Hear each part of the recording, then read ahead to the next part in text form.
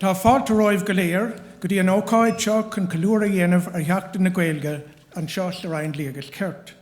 You're all welcome to this celebration of Irish Language Week here in the Department of Justice. Le blianta boga anuas, dírear mar cuidhás in ócáid bhliain túil seo ar stair na rinne, a bunaíoch beagán os ceann 100 bliain ó Hennessy, ach in nómh táimid chun díriú ar an Ghaeilge féin. Ach beag ceol a gcuin comá mar is gnách, agus sin a Ceiliúradh choulúdar a chéile. In recent years, we focused to a great extent in this annual event on the history of the department, which is now just over 100 years old. But today, we're going to focus more on the language itself. We are, however, also going to have music, as usual, as we celebrate each other and being here together. I gásna na rán, cluisimid a rán Ghaeilge a bunaíoch ar a rán Bhéarla, a lámh amháin, agus a rán Bhéarla a bunaíoch ar a rán Ghaeilge ar a lámh eile. Agus be midig brehanú ar an legan Ghaeilge de Roinne fógraí a rinne an Briain agus á síneacht atá cóhhainteach leis an Roinne sin Cuan le cúpla bliana nús. As regards the songs, we'll hear on the one hand Irish songs that are based on English songs, and on the other English songs that are based on Irish songs. And we will be looking at the Irish version of some advertisements made by the department and by an associated body of the department, Cuan, over the past couple of years. So let us know mid well am a coronol leaves, the cost Gamulan and Talaram, go federal macht, Trina Dorsha, Trina Honig Shavistak, no Trina Dorsha Haven Lava Clay Dash and so Imar and Chomra, she's in style against the Mach and Doris Cool, against Tree Nadorsha Shin Koma Atan a Leherish. Before we start, we'd like to remind you that in the unlikely event of a fire alarm going off, that you can leave through the door through which you entered or through the 2 doors here at the back and down the stairs and out the back door. And it is out that way you'll find bathroom as well. Agus fógra bháin eile, má tá fón póca igéine agus tá go gach Aneas látá nómhar, bhíon buíochtaíomh ach é a bhúca nó a ciúnú le bhór dul. Tuigeann sibh go léir an fógra ar sin. A Queen of Doon ar lá le Pádraig, agus ar éile Pádraig, buálam íri anis ar Bauerbeag ar Kerry Doyle, bí thusa mo shúile, bí dá my vision a chana, agus a henam doing ar a hua cláirseach. Le túnlacan ó Dylan Curran ar an mandolin agus Eoin Carty ar an violin. Anticipating St. Patrick's Day, Kerry Doyle will sing shortly both the modern Irish and English versions of an Irish hymn written over 1,000 years ago, playing it on her autoharp, accompanied by Dylan Curran on the mandolin and Eoin Carty on the violin. Tá mid a cuiineh comá héinmh, leis an noman seo, ar góglachaí Dill, Joe Neville, atá le cur I gréna cille amárach. We're also remembering with this hymn our dear colleague, Joe Neville, who will be laid to rest tomorrow, a yesh day greva anamusel. An Tauran, no an toman atá le canan is a Kerry, as Ghaeilge agus as Béarla, tinse siar go dáin Ghaeilge scrífach os ceann 1,000 bliain ó hen, sa 10 hís nó sa 1 hís déag.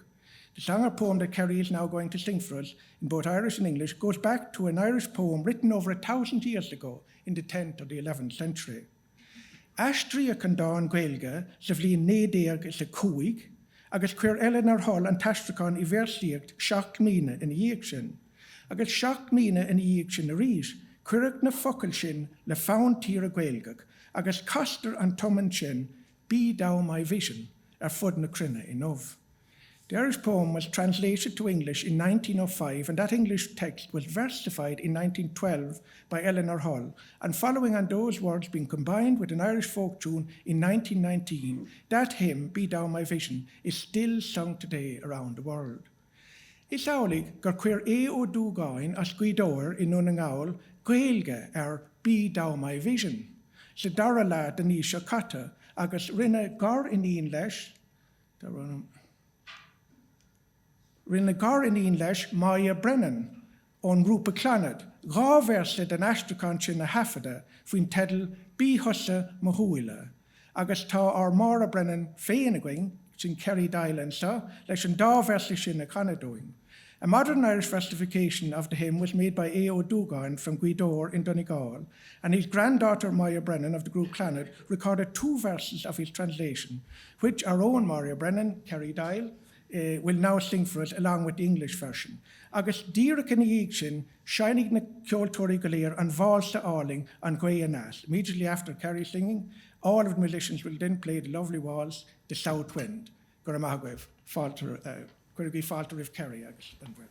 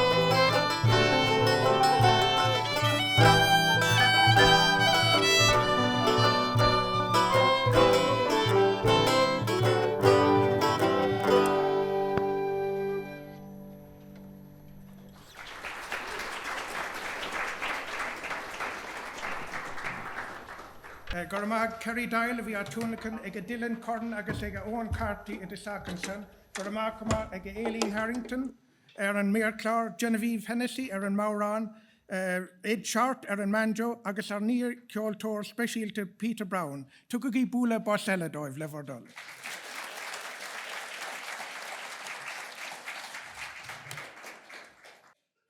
Mar atá factabach go raibh nílam go húntaach leis an gcuireas ára seo ach den mé. Ní fis cé com an fáin sin an Ghaoth Aneas, ach com fila ó bhuió a bhar san 8 hístéig Donal Meragach ma Conmara na focail a gabhain leis an bhain son. We don't know who composed the tune An Ghaoth Aneas. We do, however, know the name of an Irish poet who put words to it in the 18th century, Donal Meragach ma Conmara from Mayo. Deirtear go raibh cua in dí an bhaile nuair bhí sé ag obair i gúndé an chláir. Mollan sé connachtas an árán, agus íann tíar an Ghaoth Aneas, bannachtaí a heola a bhaile dó. Agus deir an Ghaoth Aneas leis, bín córá chu le chéile, go nénig sí radair. He was lonesome for his native province when working in Clare, and he praises Connacht in the song and asks the south wind to carry his greetings home for him, and the west wind, or the south wind, says that it will do so. Tá Seán Byrne chun an céad versa a léamh amach an seo doing in ish, cumá leis an legan béarla ar ina Donal Ó Cearúil in a bhailúchán Songs of the Irish, a fáil síocht sa bhliain 1960. Seán Byrne is going to read out the first verse for us now, and an English version of it done by Donal Ó Cearúil in his collection Songs of the Irish, published in 1960. Cuirigí fáilte rih Seán le bhur done.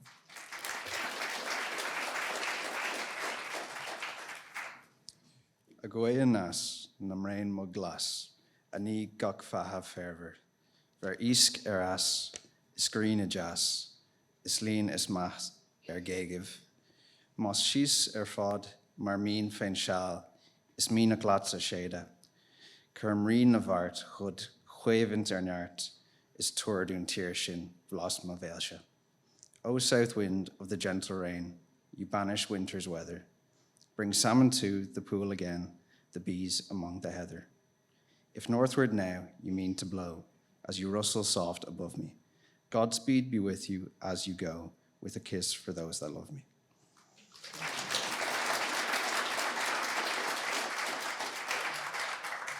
Gur míle agad as sin Johan. Anis ír Deaglán ó Briain, Corilla Harrington ver chúlra ach na Teanga Ghaeilge. I now invite Deaglán Ó Briain to give us a presentation on the background to the Official Languages Act 2003. It was Deaglán, then a principal officer in the Department of the Gaeltacht, who oversaw the drafting and enactment of the Official Languages Bill and the initial implementation of the Act. Bei Deaglán agus é na phríomhifigach I Roinne na Gaeltacht is náam, is dúr dréachtú agus achtú, vile na Teanga Ghaeilge agus choirí bhaim an achtas sa tréimh se hosig, cuirigí fáilte rih Deaglán le bhur dul.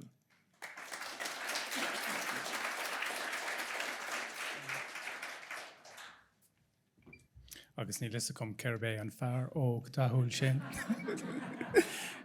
Tréise fada ó hen. Bhí mise mar dúirt Micheál I plé leis an ach teanga ó 2003 go bhaid 2011, so is sean nuacht ar lí ar seo. Agus fáinne technúla an tús.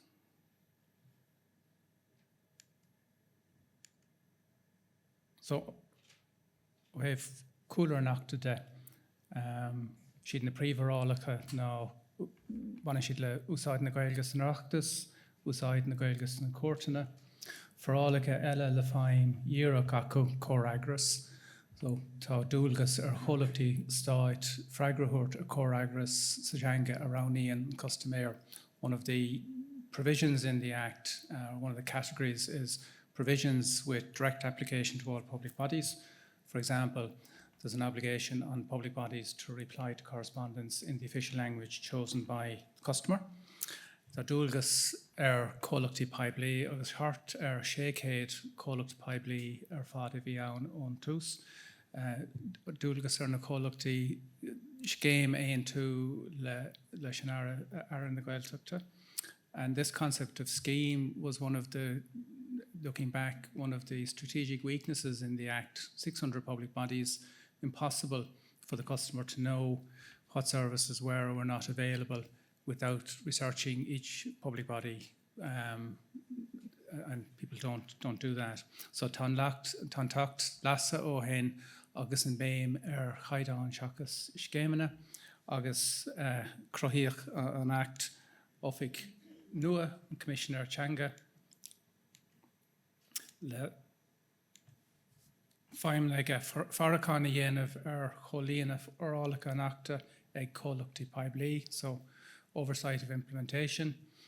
Imscrúda a dhéanamh mar hampla de one gearán déanta ag customéir ag saoránach, cóirla agus cáir a thuirt de cholachtaí poiblí agus don phobal, agus imscrúda dhéanamh cumá ar cholíana éon achta eile a bhaineann le Teanga Ghaeilge.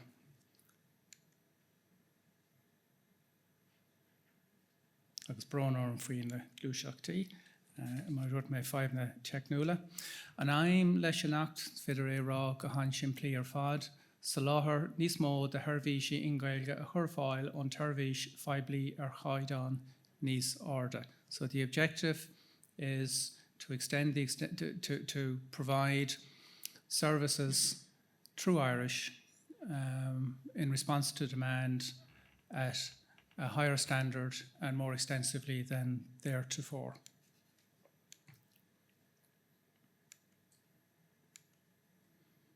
Cúlra Cuma, go bhfuil stádas bunreachtúil ag an Ghaeilge faoi alt a hocht den bhunreacht, hí éileh ó agrictí Ghaeilge agus Gaeltachta go háirithe bhart fracticiúil chun an stádas sin a chuirí bhaim, hí trolínta nabhreachtúla ribh sin ó bhord na Ghaeilge nar éirí leo, agus ag an am céine bhí an próiseas SMI an próiseas a chótha na seirbhíse poiblí, agus is fiú smaoinemh ar chuirí bhaim an acta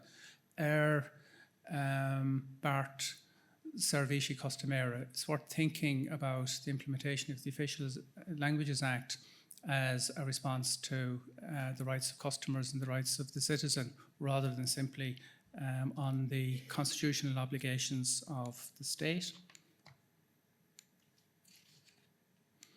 Ag an am, bhí sé ar chumas de réir an déan áireamh, ag dathadó den phobal sa stáid an Ghaeilge labhairt, ach ag an am céine ní rá an Ghaeilge mar ach ag dófuin géad mar phríomh hanga labhartha léithúla. Bhí tacaíocht ón mór phobal ó thaobh an Ghaeilge chur chun cín, agus bainneach stádas mar hanga ofigiúil agus oibre amach ar leibhéal an AI ó chéadláda anar 2007.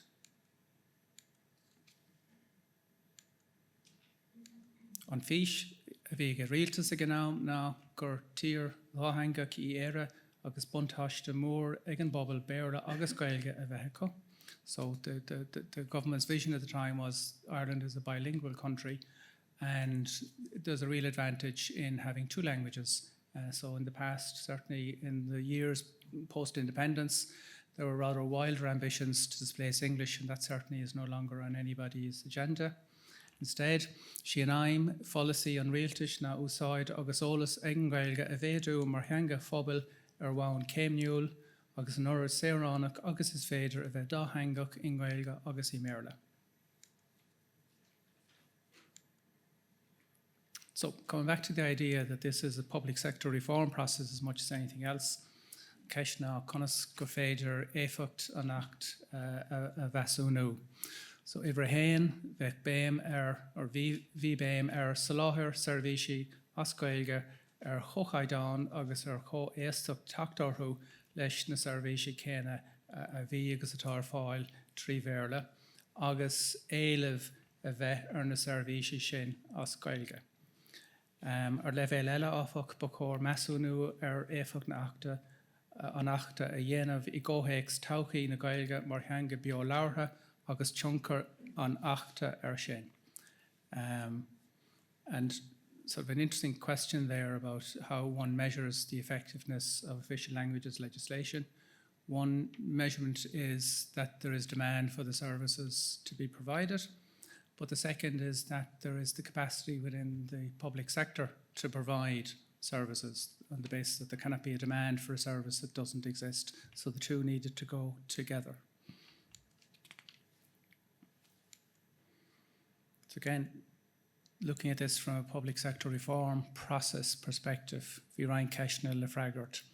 An urlis éfachtaí an acta leis an Ghaeilge chur chun cín agus seirbhísí chur fáil.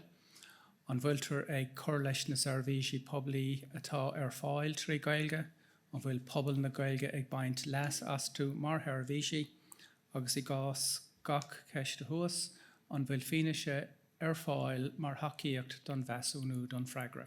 So a number of questions. Are we providing services through Irish? Is there a demand for those services? And what's the evidence for those conclusions? So KPIs, and even then KPIs are really important. I could also fecant our lín scéimena, and as I said, the concept of schemes is a difficult one. Ceitidán na Sarvíseach Paibli atá nó a bhí inniuúil sa Ghaeilge an éileh an taileh Harvísi agus úsáid na Ghaeilge sa phobal bheas de réir an déan áireamh.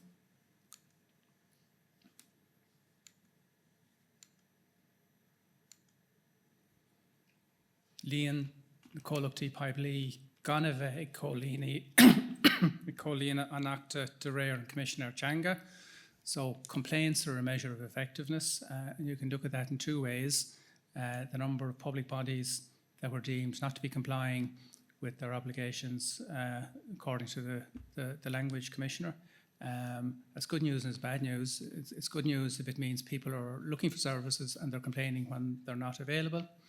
Líon agus cáilíocht scéim na Teanga, nó ag fécint an isir anach glasathe, na caighdeán a bheits cur a fáil, agus úsáid na Ghaeilge mar dúirt méid de réir na néan áireamh. Agus chun tríoch nó, there's a tension between Article 8, the constitutional obligation on the state to promote the Irish language, and the fact there's only 2% of the population use Irish on a daily basis. So for the future, it's really important that there is a demand from the population for services in Irish. Come faoin Douglas Bunrock ní lean for a cur servisi ar fáil, mar bhfuil éileh orthu. Agus Curran the Commissionary Income. The Revenue Commissioners provide an Irish language and an English language service. Tá matatu ag úsáid an Raglan Gaeilge bei termíocht nua beidir le fálam, as geallam dit go bhfuil an termíocht Gaeilge ar cholevéil castachta agus deachrachta is atá an Raglan Béarla. But if the service isn't used, it won't continue indefinitely. It takes about a week for somebody to submit a claim and to get the money into their bank account on the English language service, and it's exactly the same on the Irish language service. So it's a really good public service. Curmisha Iarta sa Shtakar an Raglan Gaeilge an Ceathrú Lá den bhí seo agus bhí an luan agus bhín targad tevistig den cúntas agam an Nina.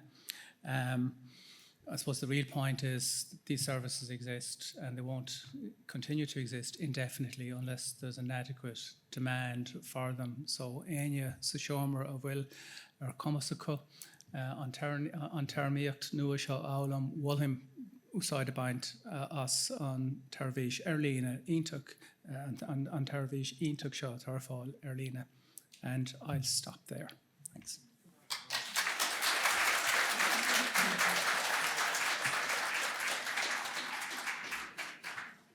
Míle buchas leat a Deaglán as an gorí láthar óil go seach agus anna himúil ar fad sin nuaid. Tu go gíbúla bar leile a Deaglán a fud.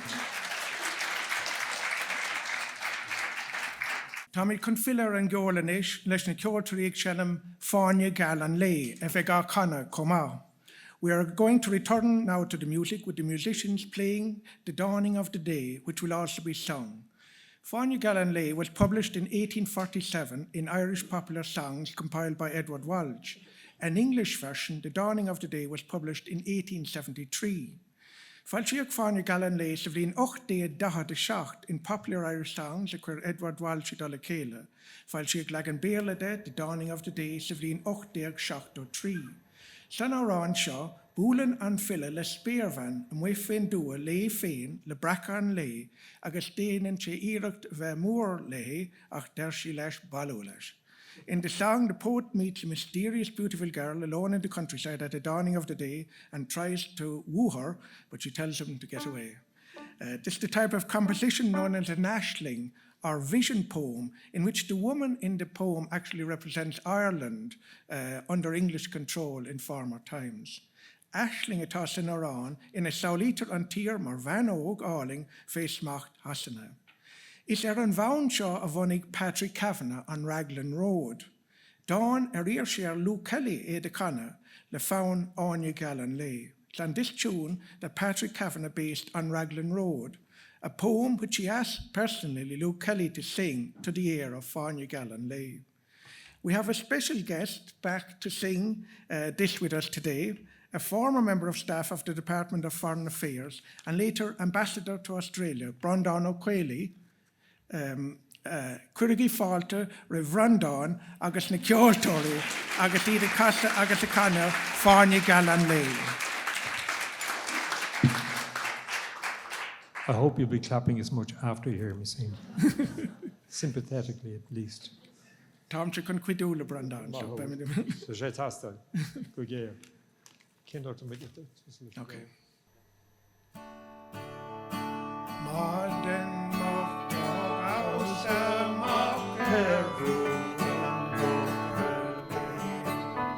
on sorry action is Monroe Tehorne. Hand to Lumpty Hunter is born to me the rain. Eoin and Dylan, therefore you go away. Near a road no smoke and white no more, and was slowly over spare.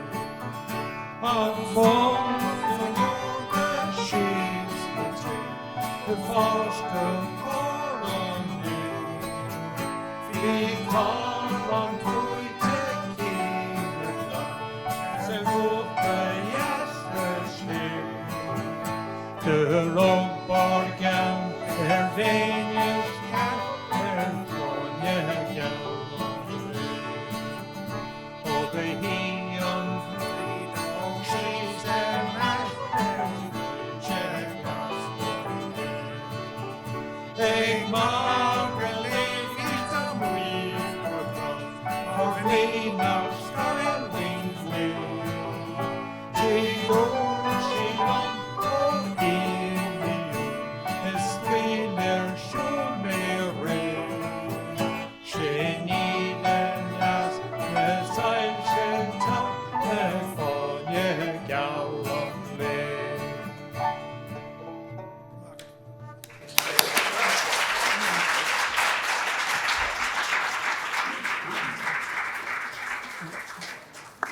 Gormagat of Breandán agus gormag na ceoltóirí leis as an dúnlachan áling sin. Tugadh í búla bos eile dóibh le fordal.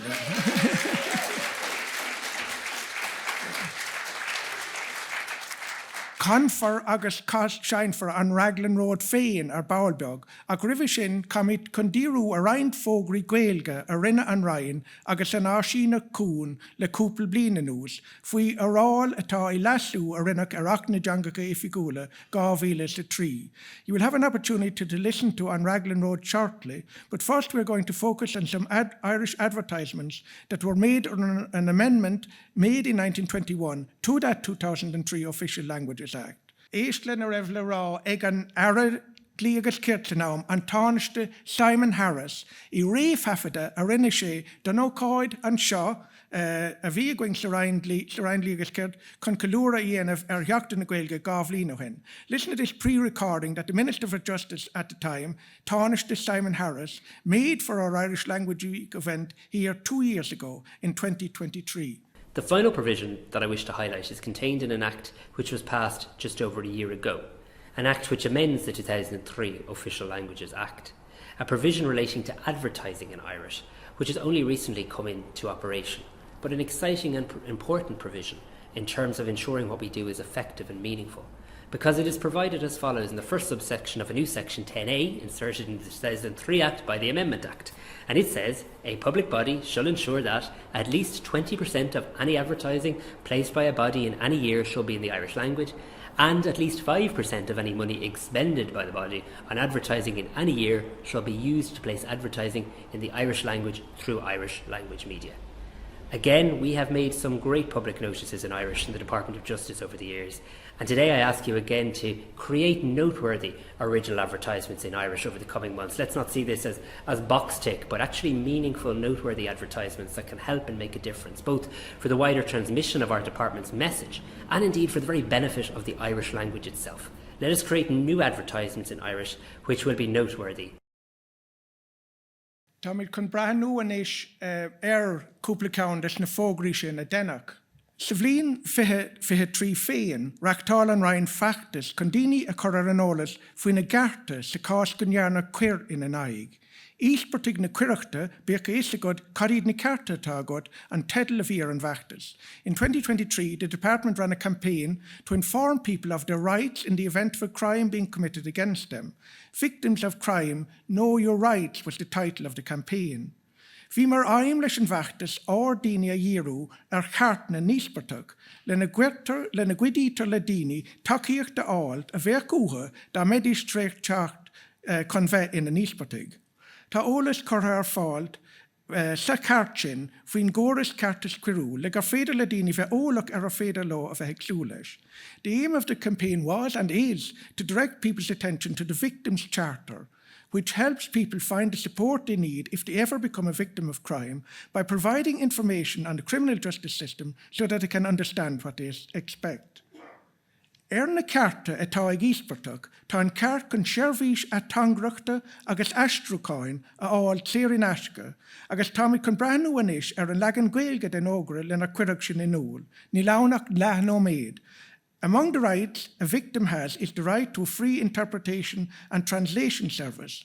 And we're going to look now at the Irish version of the 30 seconds advertisement made in relation to that. Má rinneach cara de cuine, is féidir leat a bhraca bhfuil tú fógathe sa dúrachadas. Tá sé tábhachtach a hiiscint go bhfuil cabhair ar fáildeit. Ar victimscharter.ie, chuirt ar ólas ar fáildeit ar theirbhísí astrucáin ar na cearta atá agat agus ar an tacaíocht atá ag teastáiliúad. Tá cearta agat, tá tacaíocht agat, tá go agat. Faide cuidse i gcairt na níospartach. Ar na cur ar fáildeit ag rialtas na hÉireann. Bhearcanéis ar an mun legan béarla agus begdéis eile gcuimhan sin chun breathnú ar an Raglan Ghaeilge sin a rís. We're going to look now in the original English version and you'll have other opportunity straight after that to view the Irish version again. It's only 30 seconds. If you've been the victim of a crime, it can sometimes feel like you've been left in the dark. But it's important you understand help is available, no matter who you are or what your background. Victimscharter.ie provides information on translation services, explains your rights, and offers the support you need when you need it most. You have rights, you have support, you have a voice. Find yours in the Victims' Charter. Má rinneach cara de cuine, is féidir leat a bhraca bhfuil tú fógathe sa dúrachadas. Tá sé tábhachtach a hiiscint go bhfuil cabhair ar fáildeit. Ar victimscharter.ie, chuirt ar ólas ar fáildeit ar theirbhísí astrucáin ar na cearta atá agat agus ar an tacaíocht atá ag teastáiliúad. Tá cearta agat, tá tacaíocht agat, tá go agat.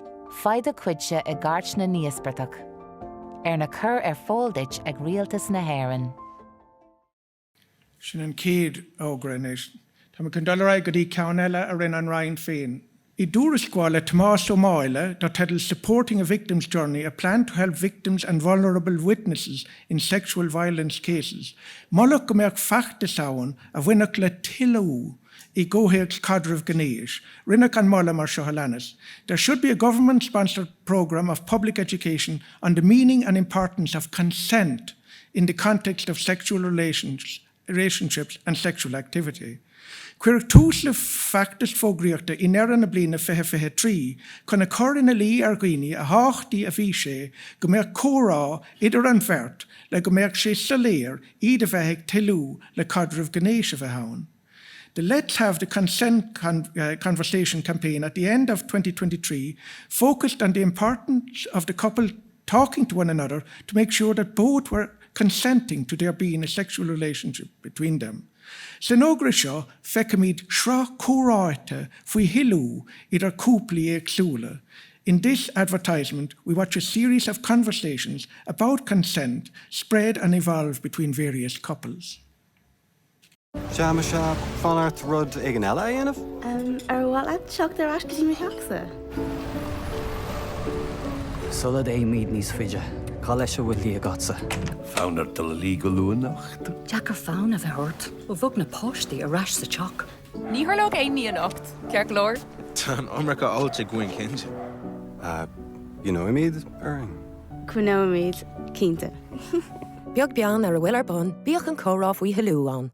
A rís brahnómid ar an legan béirle agus an son joig sibh deis ar an bhógra sin Gaelne deis go drís mar I mean to Anna happy. We're going to look at the English and then you'll get a chance to see that Irish again. So, are you up for doing something else? You want to come back to mine? Before we go any further, what are you into? Fancy an owl early night? Yeah, but it's hard to get in the mood since the kids moved back in. Nothing's gonna happen tonight, right? We definitely had too much to drink. Will we keep going? Yeah, definitely. Whatever the moment, have the consent conversation. Seán Byrne rud ag an eile dhéanamh? Ar bhil ag teacht ar ais go dtí Micheálsa? Sulla é míad níos fiide. Cá leis a bhfuil a gotsa. Fáinne Geal luanacht. Jack ar fáin a bheith hort, ó bhog na póistí a rais sa teach. Ní harlóg Amy anocht, Ceiliúradh. Tan America Alta Gwyn Kinge. You know Imid, Briain? Cuan cínta. Beag bean ar a bhfuil ar bun, bíoch an córáf we halúán. Nis tá cópine le feiscint na cás na hísan san agus bhí sé de cad go rá tá cóp dach na Teanga Ghaeilge figúla agus de scéim teangan na rinne seo sna cás na an sin comá. Just saying that there's copies of just you can see leaflets on those advertisements in one of the cases at the bottom. We also have a copy of the Official Languages Act and the Department scheme and some provisions highlighted from that act.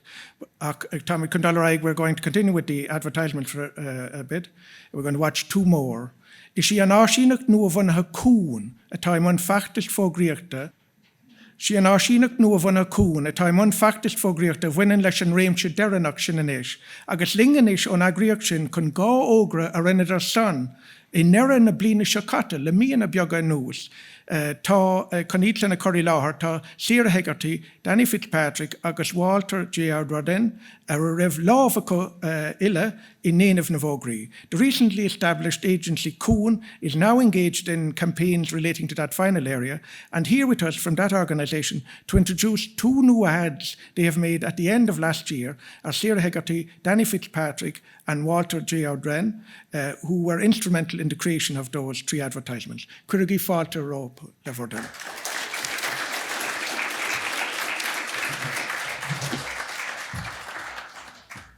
Gur míle maithagad a bhil. Tá an áthas ar an bheith an seo aniu chun Ceiliúradh Sheachtain Ghaeilge. Caithfidh mé a rá ar dúsa, níl mór an Ghaeilge agam. Cé gur bhfuil mé a scáileamh ach fuair mé beag an cabhair ó mo chóglach Walter agus tá nótaí agam. Is mór an pleasúr dom bheith libhaniu chun obair Cuan a phlé le mo chóglachaithe Danny Fitzpatrick atá an seo agus Walter an seo. Bunaíodh Cuan an bliain ó hin mar gníomhreacht nua. Is é mar cúspóir agan brú chun chinne dhéanamh chun feréigean baile, gnéasach agus inscne bhunatha a chosc, agus gach íspórtach agus marthanóir a cosint. So Cuan was established a year ago, and it's our vision ultimately to eliminate domestic, sexual and gender-based violence and to support all victims and survivors. Tá réimse cuairimí idir lámha agan I gún, Educus Pibli agus fachtas fasachta san áireamh.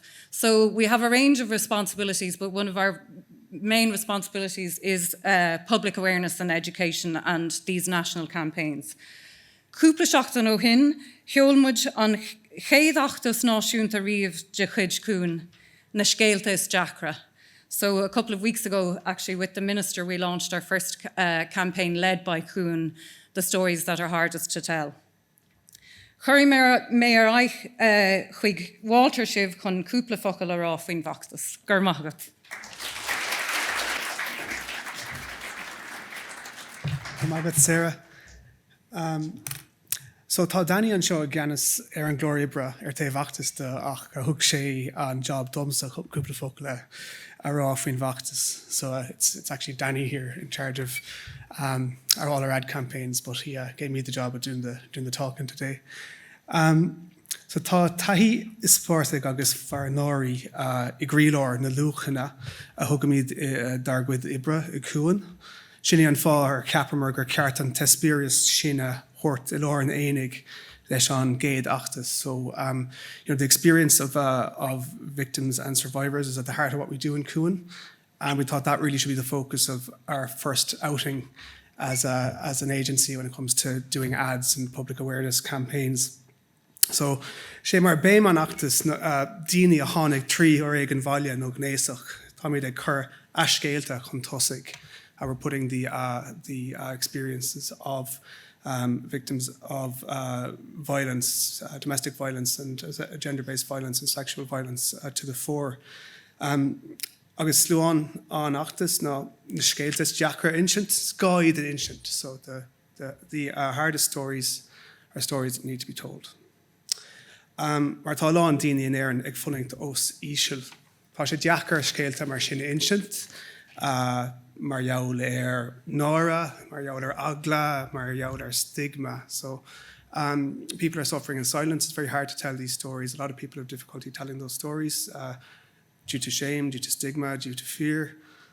Ach, is léir gohfuil takeíocht ar fáil ón an Gardaí, ón an Servisi Sláinte, ón ar Chorda, ón ar Mhuinter, ón Bubble. Agus spric an achtas sin ná or de Harrington ar cabhar atá ar fáil, agus misna go Shortt don phobal ról gníomhach a ghlacha chun sochaí séir ón éigean bhaile as gnéasach go bhaint amach. So there is help available from the guards, from health services, from our friends, from our family, from the community. So we're trying to with these campaigns, focus a little bit of attention on that, what is available, and also give people a little bit of courage to take an active role in combating domestic, gender, and sexual violence. So bhachtas sin tugann sé fascinéis faoi conas is féidir takeíocht a Shortt do dhaoine tá neartólas ar gov.ie/stories. So mar hampla is féidir daoine a trorú chuig na servisi atá ar fáil. Is féidir ar ngochanna a úsáid chun teachtarach sa léir a chur chun cín nach bhfuil muid ag curtha suas le foréigean baile nó gnéasach. Agus an rud is tábhtaí ar fad a bheith ina duine dílis atá ar fáil agus duine ag glór go scéile insint. So a lot of information on the website gov.ie/stories to direct people towards the help that is available and to show people how they can help be that person to whom a story could be told and to help people be ready for that. So na scéalta féin. Tá an factas bunathe ar gá fógraí telefíse á chréile ar an telefíse Aileen agus na pictiúrlanna atá siad á chréile trí Ghaeilge fithe faoin gcéad agus trí béarla freisin agus beag na fógraí féin le feiscint freisin ar postéir taobh an mhuig agus beag fógraí fuama ar fáil freisin ar pod chréile agus ar an radio sin is scéalta breise. So we'll have it's a ground and air campaign. You've got TV, you've got radio, you've got the whole lot, and you've got posters outdoors as well. Tá na scéalta fictionúil. So ach tá siad bunathe ar fear tahí na nispártaigh. So they're fictional, but they're based on real experiences. Agus dibrig muid a góir lenar bartathe lasfra chun cásanna réalaocha a chruthú. So we worked with partners to make sure that we had very realistic and very grounded in real experience. So Tom chun discúpla focail a rá faoine scéalta féin sna fógraí. Scéal orla, so mar is she porc suíomh an ógra seo sa scéal sin rinne an sí gnéasach ar orla agus is cuimhin le agus tá sé ag géanamh cur síos ar an sí ach tá cur síos tebí a gceist tá 6 gramú ar na ochracha a chuúla sí ire nonsaha. So in the first story, it's an outdoor story, and what you have is Orla, who is remembering in a fairly abstract way what she went through, and her mind is focused on the sound of keys scraping. So Dara scale emer, she an shomra folka suiv an fogra show. Lerítar gur turlíonn foréigean ins na bhunaithe in átainna príomháideacha átainna nach bheithigh éon duine é. agus sa fógra fectar freisin an iireachtaí éanaan orla bhuaclaí a chosint agus chun clí le saoil normálta i rith an bhréigean. So is áit cotíonnta suíomh an fógra seomar folca ach sa scéal sin sais termán dí áit na bhfuil sin an gúma chur orthaí féin. Agus leis an fógra sin bhí sé mar aimimegain unmha spraga. So in this story, it's somebody in a bathroom who's dealing with something in the private sphere and is trying to really create, despite all that, a normal environment for her children. And we're really trying to get a sense of the empathy, really inspire a bit of empathy in terms of, this being a very normal environment where these kind of things happen to people. So, níl anreacht for Greekta Sheanach Cade came an actus Curra Greek again. So just the first step of a multi-step campaign that we're doing is Concap Seirglas é Scéalta. It's a really evergreen idea, stories. Agus tá sé gceist the Gwen Scéalta nua instant sa dara agus the trio came in agus a draw. So we'll have more stories to tell as the thing unfolds in the next couple of steps. So just leis sin is féidir na fógraí a haspáint ach bhálum buíchas thuirta uíthall as ucht cabhar a thug sé dúin agus muid é cur Gaeilge ar na fógraí na mís a beaga anuas so gur míle maith agat ar híal. So leis sin is féidir le nuachtar aig na fógraí. Bhí a cuid achracha scríbá ar an talamh nó áitéigean. Nílas gom daréire. Ní cuin leach an turn. Ní raibh mé ag scradíal. Bhí mé sonathe ann. Agus bhí na hacracha choláánach sin.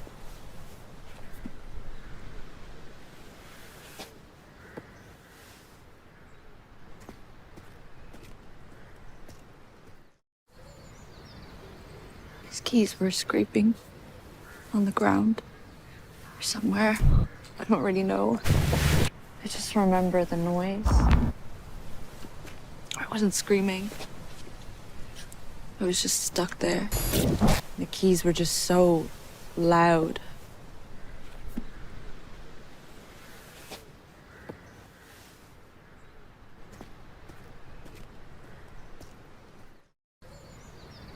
Bhí a cuid achracha scríbá ar an talamh nó áitéigean.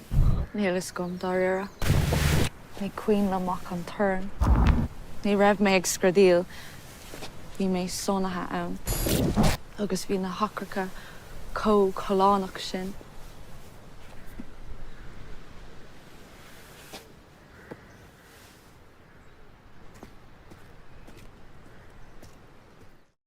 Ba chuma leis dá scradan ach níor scrad mé. Chúis seo bhí iad dá scradan. Bhí an scrúdú sin ag Seán an lád ar gceann. Heastaí a chud codalta amhaid. Ní raibh seo tiltte achub. Ní raibh sí tiltte amsa ach aird.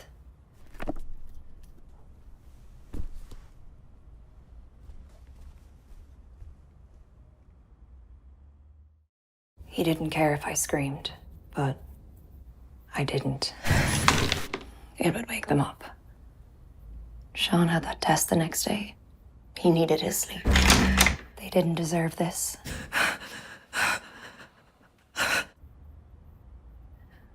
I didn't deserve it either.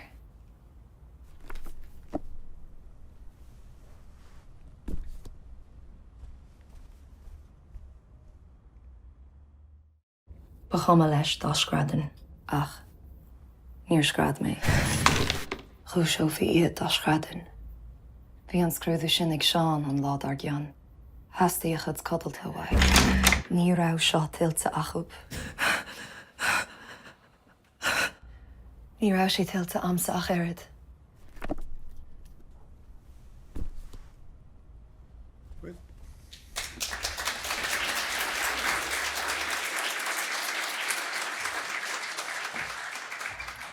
Gur maithe Sarah agus Walter. Tu go búla bá seile dóibh le bhd. Tá mé coníiste denis le Kerry Doyle ag Cana agus ag Casa on Raglan Road, le Túnachan os na Ceoltóirí. We're now going to listen to Kerry Doyle singing and playing on Raglan Road, accompanied by the other musicians. Doyle Sheik Patrick Kavanagh on Raglan Road dúis sa bhliain 1946 in Scéile Éireann. An tedal a bhí ar an dáin an trásan ná Dark-Haired Mary Ran Away. Patrick Kavanagh first published on Raglan Road in the Irish press in 1946 under the title Dark-Haired Mary Ran Away. In un lais dar a bhanam Hilda Moriarty as dangan I cúis ag Írí a bhí sa bhain a bhí gceist le dáin, agus bhí an cuimhánach a bhí bhádní sinnaí treis titaming rá lé ó na feiscint ar bhótha Raglan, mar a raibh an vertigo ar Lóistín. It was written about a medical student, Hilda Moriarty, from Dingle, in the Kerry Gaeltacht, whom the much older poet fell in love with, seeing her regularly on Raglan Road, where they were both in digs. An bhliain tar éis ailsiú an dáin, fós Hilda Donacha ó Mála, a ceapagan I dhéag sin ina ara I dachas, agus a thug clear I dachas dara le bhéal is dach le stát. The year after the publication of the poem, Hilda married Donna O'Malley, who later became Minister for Education and introduced free secondary education in the state. Cuirigi fáilte raibh Kerry Doyle agus riimiis na Ceoltóirí. Gur maith goibh.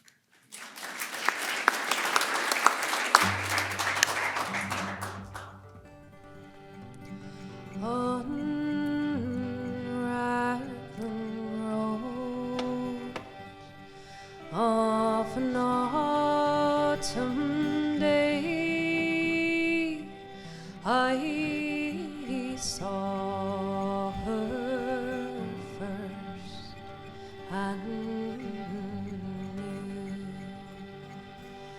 knew that her dark hair would weave a snare that I might one day rue.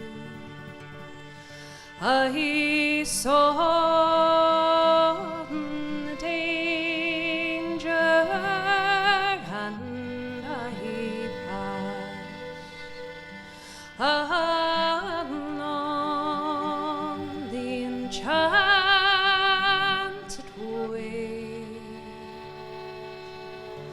and I said, let grief be a falling leaf at the dawning of the day. On Grafton Street in November,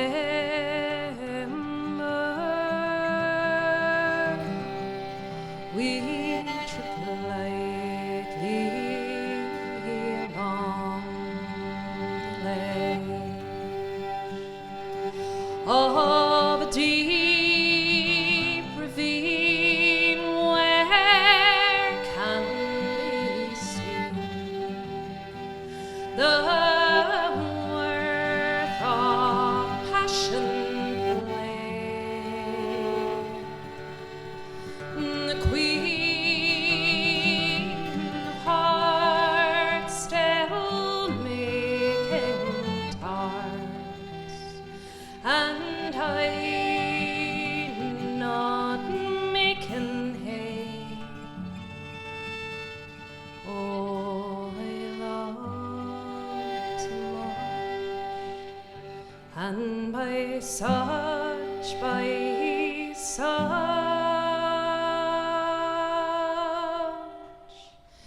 his happiness thrown away.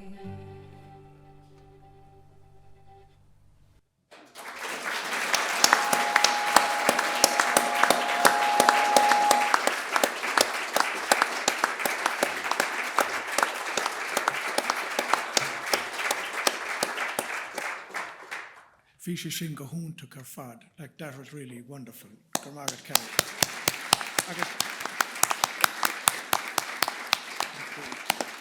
agus gur maithe Dylan agus ag Eoin. Bhí an túnlachan ar bar cumá. That was great accompaniment.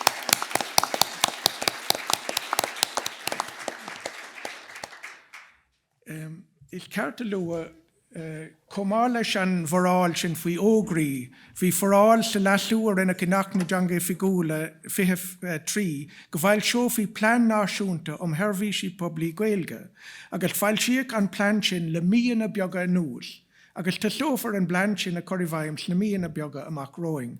It should be mentioned that, as well as containing a provision in relation to advertisements in Irish, there was a provision in the amendment made to the Official Languages Act 2003 that a national plan for Irish language public services would be published, and that plan was published just a few months ago, and in the coming months you'll be hearing a lot more about it. We'll leave it at that. So, sin an plan sin. Nis, tá mí tagathe go dtí an tárán deirg. Tá mí tagathe go dtí an tárán deirg anis, agus is árán nua scríofa tá ann, árán an teanga féin. We now come to the final song, and this is the song about the language itself. Ag labhairt dó sa seanad sa bhliain 1939, dúirt an Taoiseach Éamonn de Valera, I believe that as long as the language remains, you have a distinguishing characteristic of nationality, which will enable the nation to persist. If you lose the language, the danger is that there will be absorption. Tá an tábhacht céine a rís denis ag an Ghaeilge is a bhí acu I dús ré an Stát, agus an líon ardíní as tíre eile atá ina gcónaíoch inis. The Irish language has now again as much importance as Irish had in the earlier period of the state, with the high number of people from other countries who are living here now. Is An Ghaeilge san teanga an Stát seo, agus san árán nua seo tugtar brach chuirsís labhairt agus scríbhne teanga le breis is 2000 bliana nús, agus limistéir na Gaeltachtaí anta. Enough. The Irish language is the specific language of this state, and it is new song, and the history of the language in speech and writing over more than 2,000 years is sketched, along with Gaeltacht areas today. Tá an tárán seo bunathe árán tíre a scríb Steve Goodman, ceithre bliana is 50 ó hen, sé sin the city of New Orleans. Ach leantar an chorú a dhéan Willie Nelson one bhliain is 10 ó hen. This song is based on a country folk song written by Steve Goodman 54 years ago, The City of New Orleans, and follows Willie Nelson's arrangement of it 41 years ago. Trust trénach a cuirtar síosar san árán béarla, ach trust na teanga atá san árán Ghaeilge seo, an Teanga Ghaeilge. A train journey is the subject of the English song, but our song is the journey of the language itself. Agus Tarm sa Sheachtain Kerry Doyle chun é seo de chana, go bhfuair the orm. I am now following Kerry trying to sing this song. So here we go.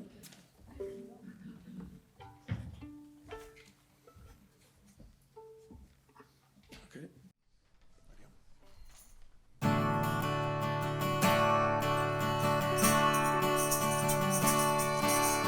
Micheál Ó Cearúil leis na Fáinne Neart in a Gaeilge, bart the rare and Raglan. Misha vi gogar nisha Sheachtain.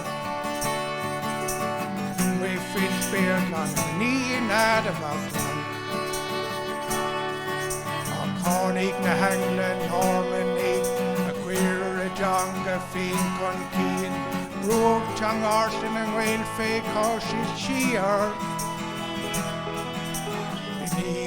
Should have winter mark, Morador, if she cool day me, Kinella, Tomadine of Sheachtain near. More great, here a Conastant, and Aileen to me, young Ghaoth in Spain. Me shan Teanga a doctor and Teanga Ghaeilge. Loud le precious Ghaoth Aneas. Pobl dina fud na tíre de lowest díhe. Bí minna méil le ógus éiste de hir. Dú a yoiga go yas go hilan oran. Balja clog go clock na rowan. Cock a gwina is leave rob, clear as newscurry. Clown column killer, fauna na Russia is Guidoe. And Ryan Santana Fobolo Yas, to Hurvik Edie, Ackles to Russ, while the Gabe is Rockhorn, Ingway to Glasner. More away to Era Conistonto, and Annie to me, younger Rokish fame. Fish and Teanga Reductor and Teanga Ghaeilge. Dorum loudly brushes go, feel a bleed.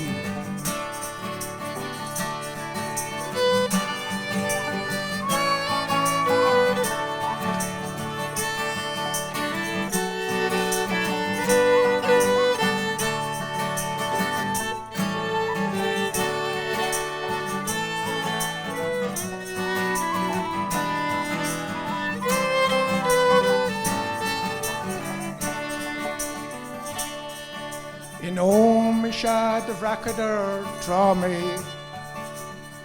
Is there for a bowl he loves screeveny? And son Clodar in our agus in hooped on me. Even in Italy the nation as refers skill can lead. To come on o'er in the ear in the screek and all in the girl and horsery. It is quickest son as greeter forcing no hope. Glory on the screen of your Clarka television radio and Teanga Ghaeilge Asan.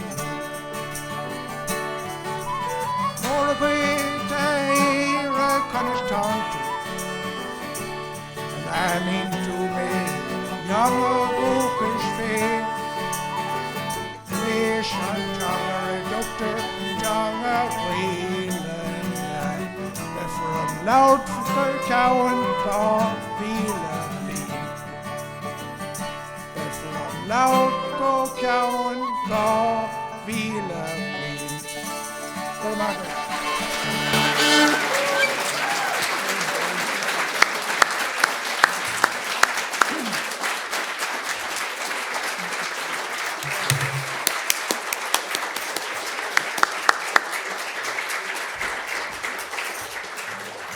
Míle buchas leis na ceoltóirí a bhí có faideach son go bhór a dí ára.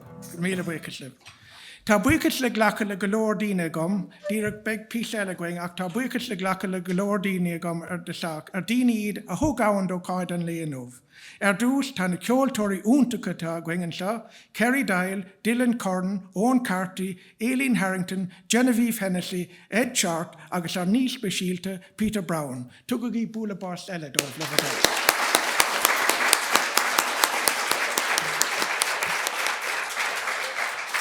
Tá buchas le gháil ceoltóirí eile a cuideigling cumá Peter Cairns a Gahara agus Gahara Brian Inglesby the city of New Orleans agus Kevin Green agus Briain Gonala. Buchas le nar ní cantor Deaglán ó Briain, le nar ní Árání Breandán Ó Caollaí agus le nar léthóir Seán Byrne. Tugadh í búla bás eile dóibh sin.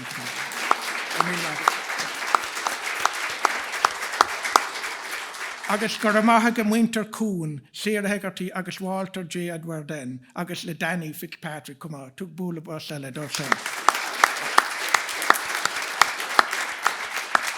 Bhí lámh ag Gayawardene Ellison Ó Caollaí ag Eamon O'Halloran agus Howard Maguire, Howard winning le Sláthar no procurement, Grace Lennon agus Rob Hansbury, Commerceadín Vanach Internal Comms, Dara Connolly agus Maeve Higgins, Following, Wellbeing, Adi Yemeni agus Helen O'Brien, Acfani Dana, HR, a thug an bia agus Roinne and Briain Jason O'Brien agus Liam Brophy a chuidig le fógraí na rinne féin agus is ceartam buchas le Antoinette Dorn comma mar le fógraí na rinne agus an cico jomna has a bhéidir do legan go Gaelne bheithan.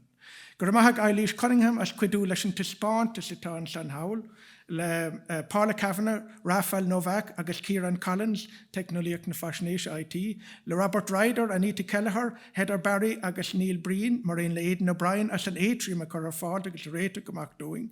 Gur maithag Charlie O'Connell agus Graham Riley a bhí an Doris, agus ag Dylan Murphy agus ag Fuireann Fast Forward Productions atá an Seoinmh sin Bernie, Alex, David agus John. Míle buchas loho go léir.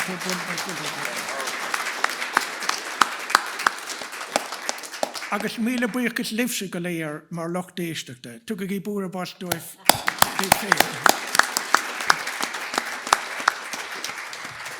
é séir de bheith mar bhallcríoch a going a néis ná gáfort gúbalta á sinna méid na ceoltóirí leis an riil leis an fort tosaigh á rinca ag Geneviéve Hennessy. The finale will be 2 double jigs played by the musicians with Geneviéve Hennessy dancing the first of those reels. Tu go gí búla bos na ceoltóirí.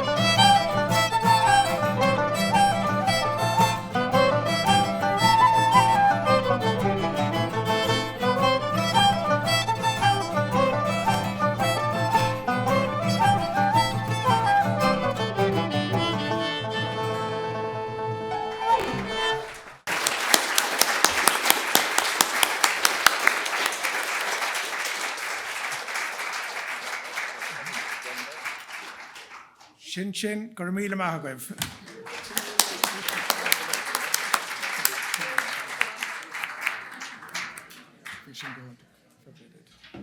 Agus búla bas don himself here. Cuireann sé a crí na cadí seo. Ar maith agat.